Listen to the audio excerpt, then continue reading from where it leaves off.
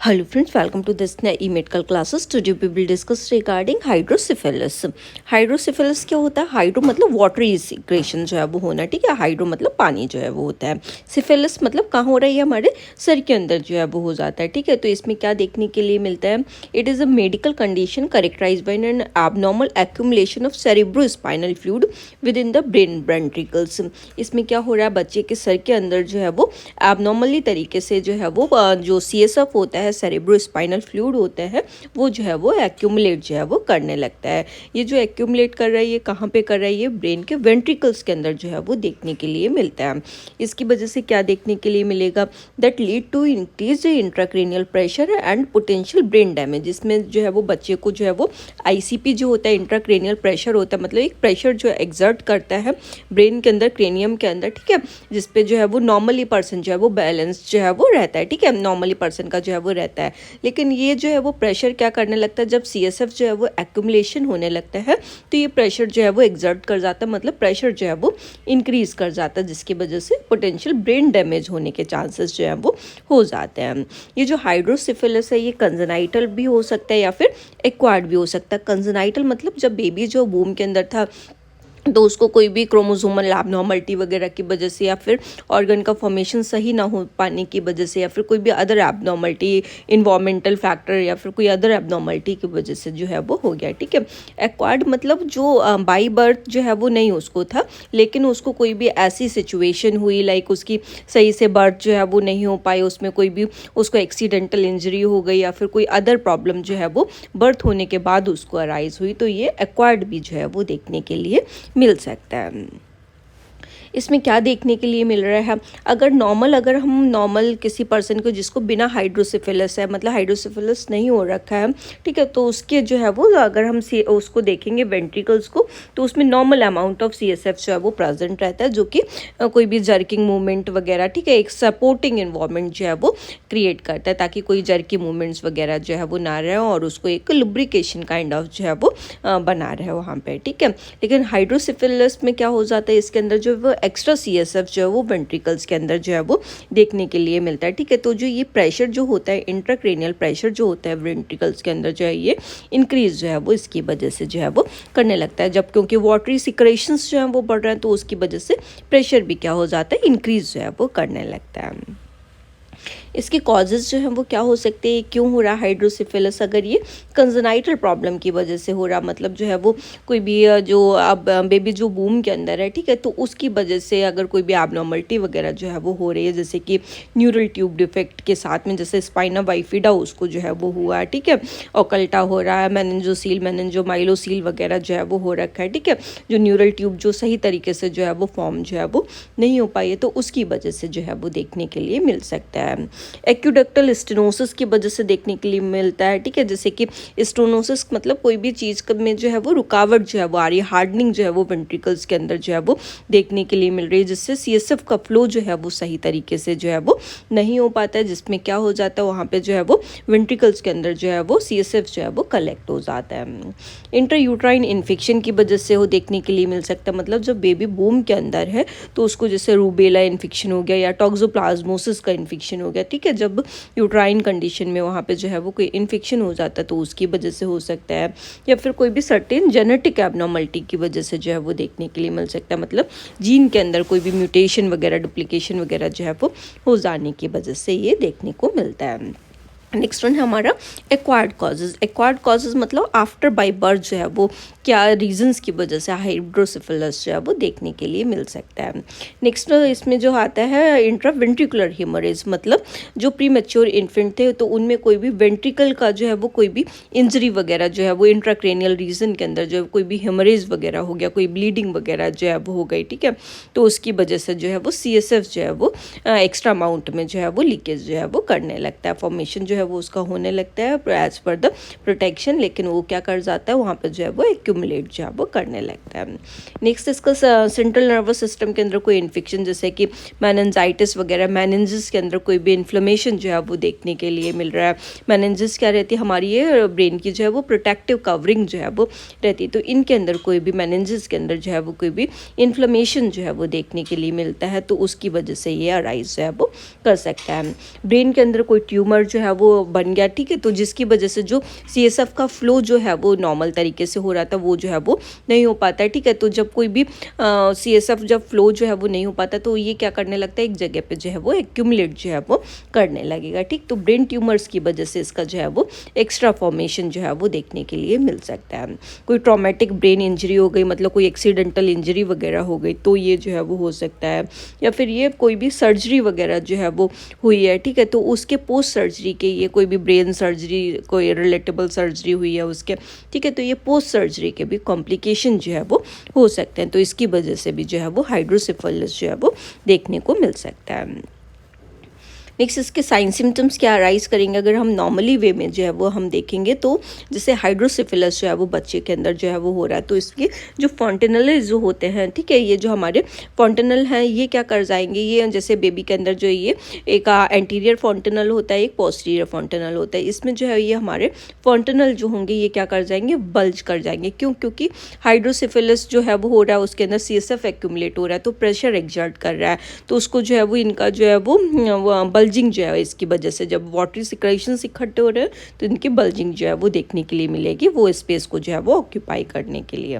Next one papillary oedema जो है वो देखने के लिए मिलता है, ये हमारे आई के अराउंड जो है वो पूरा जो है वो पेपिलरी रीजन में एडिमा स्वेलिंग जो है वो देखने के लिए मिलेगी। बच्चे के अंदर जो है वो वोमिटिंग देखने के लिए मिलेगी, बच्चा एकदम थका थका सा जो है वो इरिटेबल जो है वो फील करेगा, बहुत ज़्यादा उसको थकान होगी, ठीक है, इरिटेशन फील करेगा, और उसको हेडेक जो है वो देखने के लिए मिलता है। ये जो हमारे नॉर्मल कॉमन साइन सिम्टम्स जो है वो देखने के लिए मिलेंगे। और मेनली इन्फेंट के अंदर क्या देखने के लिए मिल रहा है, हमारा जो हेड सर्कमफ्रेंस जो होता है, ये हमारा हेड का सर्कमफ्रेंस जो है ये क्या कर जाएगा, इंक्रीज जो है वो कर जाएगा। नॉर्मल अगर जो है अगर हम देखें तो ये समथिंग जो है 33 सेंटीमीटर्स के अराउंड होता है, तो ये जो है वो इंक्रीज जो है इससे जो है वो काफ़ी कर जाता है, क्योंकि वहाँ पे एडिमा स्वेलिंग जो है वो देखने को मिल रही है। नेक्स्ट बल्जिंग और टेंस फॉन्टेनले, इसके जो फॉन्टेनले होते हैं इनमें बल्ज आउट जो है ये जो है वो कर जाता है, ये जो हमारे गैप जो है वो एंटीरियर फॉन्टेनल के अंदर जो है वो देखने के लिए मिलता है, ठीक है। तो ये क्या कर जाता है, बहुत ज़्यादा बल्ज जो है वो इसमें देखने के लिए मिलता है। डाउनवर्ड गेज, इसमें जो है वो बच्चे का जो साइन एक जो आता है इसमें जो सनसेट साइन जिसको हम बोलते हैं, तो ये हाइड्रोसिफिलस के अंदर देखने के लिए मिलता है। इसमें जो आई जो है वो कुछ इस तरीके से जो है वो रिजेंबल करती है, जैसे सनसेट जब करता है, ठीक है, तो वो नीचे की तरफ जो है वो आने लगती है, एकदम बल्ज आउट होके। नेक्स्ट वन क्या है, इरिटेबिलिटी और लेथार्जिक फील करेगा, बहुत ज़्यादा इरिटेट करेगा बच्चा और बहुत ज़्यादा थका थका फील करेगा, उसको वोमिटिंग जो है वो देखने के लिए मिल सकती है इन्फेंट में, और वो फीडिंग्स प्रॉपर वे में जो है वो नहीं करेगा।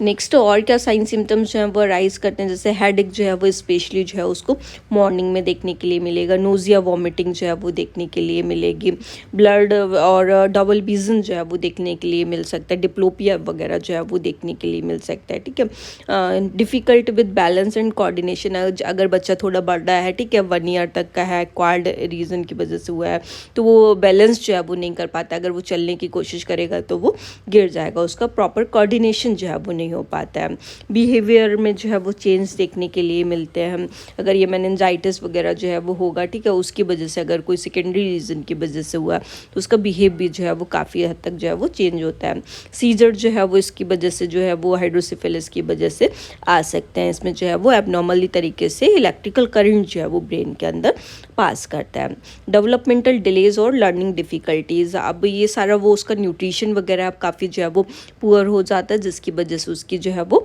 डेवलपमेंट में जो है वो डिले जो है वो देखने के लिए मिलता है। As per the normal child के अकॉर्डिंग वो डिले जो है वो डेवलप करेगा, मतलब उसका डेवलपमेंटल ग्रोथ जो है वो सही तरीके से नहीं हो पाएगा, और सारी जो भी चीज़ें जो होती हैं सीखने की एक पर्टिकुलर एज में कि उसको ये आना चाहिए, वो उसमें जो है वो टास्क में भी जो है वो डिले होगा। नेक्स्ट वन इसका जो है वो पैथोफिजियोलॉजी जो क्या हो रहा है, ठीक है, क्या जो है वो इसमें जब डिजीज़ कंडीशन जो है वो राइज करिए तो क्या जो है वो देखने के लिए मिलता है। अगर हम एक नॉर्मल CSF डायनामिक्स की बात करें, ठीक है, नॉर्मल CSF का जो है वो फ्लो जो है वो कैसे होता है। CSF is produce primarily by the choroid plexus in the ventricles. CSF कैसे करके जो है वो प्रोड्यूस होता है, ये हमारे कोरोइड प्लेक्सस जो होता है वेंट्रिकल्स के अंदर, ठीक है, तो वहाँ से जो है इसका प्रोडक्शन जो है वो स्टार्ट होता है मेनली कोरोइड प्लेक्सस से। ये जो है फिर सर्कुलेट होता है, ठीक है, सर्कुलेट होके ये जो है वो आगे आता है, then it circulate through the ventricular system, ये पूरा वेंट्रिकुलर सिस्टम में जाता है and it absorbed into the blood stream via the arachnoid villi, और ये कहाँ जाके एब्जॉर्ब जो है वो हो जाता है, ये ब्लड स्ट्रीम में आने के बाद में जो एरिकोनॉइड विलाइज जो होती है, ठीक है, तो ये जो ब्रेन में एरिकोनॉइड विलाइज जो है प्रेजेंट, तो वहाँ पे जाके ये जो है वो वेंट्रिकल्स के रीजन के अंदर जो है ये जाके एब्जॉर्ब जो है वो हो जाता है। लेकिन ये अगर कंडीशन जो है वो हाइड्रोसिफिलिस की जो है वो देखने के लिए मिल रही है, हाइड्रोसिफिलिस जो है वो बच्चे को जो है वो हो रहा है, तो ये अलग तरीके की इसकी जो है वो फिजियोलॉजी जो है वो देखने के लिए मिलती है। तो इसमें ऑब्स्ट्रक्टेड फिजियोलॉजी में क्या देखने के लिए मिलेगा, ये जो है वो नॉन कम्युनिकेटेड जो है वो होता है। तो इसमें क्या देखने के लिए मिल रहा है, ब्लॉकेज ऑफ CSF फ्लो, इसमें कोई भी CSF के फ्लो में जो ब्लॉकेज आने की वजह से, जैसे कि एक्यूडक्टल स्टेनोसिस की कंडीशन हो रही थी, जो ये हमारे फोरामिन्स जो होते हैं, ठीक है, तो इसमें जो है वो कोई भी ब्लॉकेज वगैरह जो है वो आ गया, ठीक, तो इसकी वजह से जो कोई भी ब्लॉकेज आने की वजह से CSF सही तरीके से जो है वो फ्लो नहीं कर पाता, तो उसको हम क्या कहते हैं, ऑब्स्ट्रक्टेड नॉन कम्युनिकेटेड हाइड्रोसिफिलिस जो है वो बोलते हैं। नेक्स्ट नॉन ऑब्स्ट्रक्टेड कम्युनिकेटेड, इसमें जो है वो देखने के लिए मिलता है, ये जो है वो अगर हो रहा है तो क्या देखने के लिए मिलेगा, impaired absorption of CSF post meningitis scarring, इसमें जो एब्जॉर्प्शन जो एरिकोनाइड जो विलाइज जो है जिसके अंदर एब्जॉर्ब जो है वो CSF जो है वो हो रहा है, वो सही तरीके से जो है वो नहीं हो पा रहा है। तो ये किस कंडीशन में देखने के लिए मिल सकता है, ये जैसे कि पोस्ट मेनिंजाइटिस, मतलब मेनिंजाइटिस की कोई भी इन्फ्लेमेटरी कंडीशन वगैरह हो गई है, कोई स्कार फॉर्मेशन वगैरह अभी भी है, ठीक है, तो उसकी वजह से जो है ये जो है वो इसका एब्जॉर्प्शन प्रॉपर वे में जो है वो नहीं हो पाता। तो यहाँ कोई ऑब्स्ट्रक्शन नहीं होता, तो इसलिए इसका क्या नाम रखा गया है, नॉन ऑब्स्ट्रक्टेड कम्युनिकेटिंग जो है इसको हाइड्रोसिफिलिस जो है वो बोलते हैं। तो इसकी वजह से ओवर प्रोडक्शन जो है वो देखने के लिए कब मिलता है, जैसे कि ट्यूमर्स वगैरह जो है वो हो रहा है, ठीक है, तो कोरोइड प्लेक्सस जो है वो क्या करता है, ट्यूमर सेल्स तो मतलब नॉर्मल तो CSF फ्लो हो ही रहा था, लेकिन ट्यूमर की वजह से और ज़्यादा CSF जो है वो फ्लो होने लगता है, और ट्यूमर साथ में क्या करता है, ऑब्स्ट्रक्ट भी उस जगह को जो है वो कर रहा होता है, तो इसका ओवर सिक्रेशन की वजह से जो है वो हाइड्रोसिफिलिस जो है वो हो जाता है।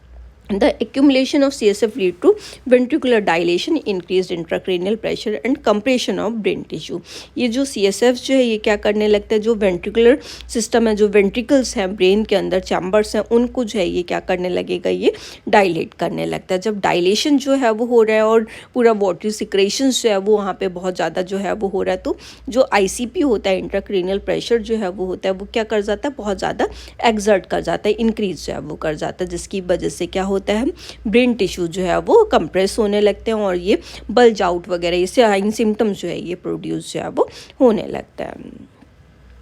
नेक्स्ट इसके लिए हम डायग्नोसिस जो है वो क्या करेंगे, इसके लिए हमें हेड सर्कमफ्रेंस को जो है वो बच्चा है, इन्फेंट है, तो उसका जो है वो हेड सर्कमफ्रेंस को जो है वो मीज़र करना है, पूरा उसका न्यूरोलॉजिकल एग्जामिनेशन करना है कि उसके रिफ्लेक्सेस वगैरह जो है वो प्रॉपर है, कोई एबनॉर्मलिटी वगैरह तो जो है वो देखने के लिए नहीं मिल रही है, साइन सिम्टम्स क्या उसके जो है वो अराइज कर रहे हैं, पूरा वो ये चेक करेंगे। इमेजिंग स्टडीज़ जो है वो कराएंगे, जैसे कि उसका अल्ट्रासाउंड जो है वो कराएंगे, बच्चे के अंदर देखेंगे उसके फॉन्टेनल वगैरह तो ओपन वगैरह जो है वो नहीं हो रहे हैं, जैसे कि बल्ज आउट जो है वो फॉन्टेनल कर जाते हैं, तो उसमें जो है वो डीप एग्जामिनेशन करेंगे, पूरा जो है वो इमेजिंग स्टडीज़ के थ्रू उनको जो है वो विजुलाइज करके जो है वो देखेंगे। CT स्कैन करवाएंगे, इसमें CT स्कैन में उसका वेंट्रिकुलर का इनलार्जमेंट प्रॉपर वे में जो है वो देखा जाएगा कि कितना ज़्यादा जो है वो वेंट्रिकल सिस्टम जो है वो इनलार्ज जो है वो हो रखा है।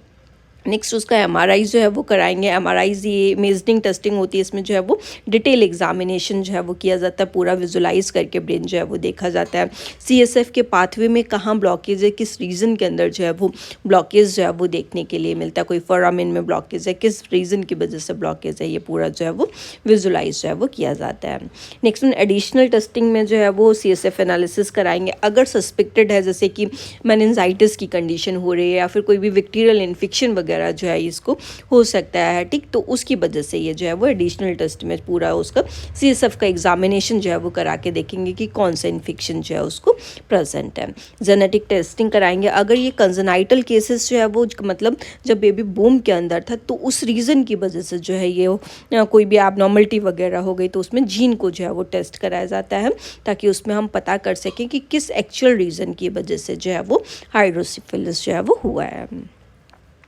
नेक्स्ट में इसमें मैनेजमेंट क्या करेंगे ताकि हाइड्रोसिफिलिस को जो है वो हम सही कर सकें। तो इसके लिए मेडिकल मैनेजमेंट में जो है वो क्या होता है, इसमें टेम्पररी जो है वो डायूरेटिक्स का यूज़ जो है वो किया जाता है, जैसे कि एसिटाजोलामाइड हो गई, ठीक है, जिससे कि CSF का प्रोडक्शन जो है वो कम हो सके। लेकिन ये जो है वो रियरली इफेक्टिव लॉन्ग टर्म, ये जो एसिटाजोलामाइड वगैरह जो होती है, डायूरेटिक्स वगैरह होती है, इनको हम लॉन्ग टर्म के लिए जो है वो नहीं दे सकते, ठीक है। इसका जो है वो हमें पर्टिकुलरली मैनेजमेंट जो है वो करना होता है। नेक्स्ट, अगर कोई इन्फेक्शन वगैरह की वजह से जो है वो देखने के लिए मिल रहा है, ठीक है, सेकेंडरी कोई इन्फेक्शन वगैरह है, तो उसके लिए जो है वो एंटीबायोटिक्स जो है वो उसको दी जाती हैं। नेक्स्ट वन, सर्जिकल मैनेजमेंट में हम क्या करेंगे, सर्जरी जो है उसकी बच्चे की जो है वो की जाती है। इसके लिए एक संट जो है वो बनाया जाता है ताकि संट से जो CSF का पाथवे जो है उसको जो है वो डाइवर्ट कर दिया जाए, ठीक है। तो इसके लिए क्या बनाते हैं हम, वेंट्रिकुलो पेरिटोनियल संट जो है वो बनाया जाता है, ठीक है। तो ये जो है वो संट जो होता है ये क्या करता है, this shunt divert CSF from the ventricle to another part of the body, ठीक है। ये जो है वो CSF को दूसरे पार्ट में जो है वो डाइवर्ट कर देता है, जैसे कि ये जो क्या करेगा, एक पेरिटोनियल संट जो है वो क्रिएट जो है वो किया जाता है। इसमें जो जहाँ पे उसका CSF का प्रोडक्शन हो रहा है, इसको डायरेक्ट पेरिटोनियल कैविटी के अंदर जो है वो कर दिया जाएगा, तो वो CSF जो होगा वो पेरिटोनियल कैविटी के अंदर जो है वो आने लगता है। नेक्स्ट वन है इंडोस्कोपिक थर्ड वेंट्रिकुलोस्टमी, ठीक है। इसमें क्या करते हैं, we create an opening in the floor of the third ventricle to allow CSF drainage. इसके अंदर जो है वो एक ओपनिंग जो है वो थर्ड वेंट्रिकल जो होता है उसके फ्लोर पे जो है वो एक ओपनिंग जो है वो कर दी जाती है, जिसकी वजह से जो CSF को ड्रेन जो है वो बाहर तरफ जो है वो करा देता है। रिमूवल ऑफ ऑब्स्ट्रक्टिव लीजन्स, जो भी ऑब्स्ट्रक्टिव लीजन्स वगैरह होते हैं, जैसे ट्यूमर फॉर्मेशन वगैरह वहाँ पे है, ठीक है, तो उसको जो है वो रिमूव आउट किया जाता है। नेक्स्ट वन, सपोर्टिव केयर करेंगे, जैसे कि उसको कोई भी संट के कॉम्प्लिकेशंस वगैरह, जैसे उसको पेरिटोनियल संट जो है वो पड़ा है, वेंट्रिकुलर पेरिटोनियल संट पड़ा है, ताकि जो है वो CSF जो है वो ड्रेन आउट होके उसमें पेरिटोनियल कैविटी के अंदर जो है वो जा सके, ठीक है। तो इसमें जो है वो संट के कॉम्प्लिकेशन जो है वो राइज जो है वो समहाउ कर सकते हैं, जैसे इन्फेक्शन हो सकता है, कोई संट के अंदर जो है वो ब्लॉकेज जो है वो देखने के लिए मिल सकता है, ठीक है। तो उसको जो है वो मैनेज करना हो, उसको जो है वो एग्जामिन जो है वो करते रहना है। Rehabilitation therapy for developmental delay, इसके लिए जो है वो रिहैब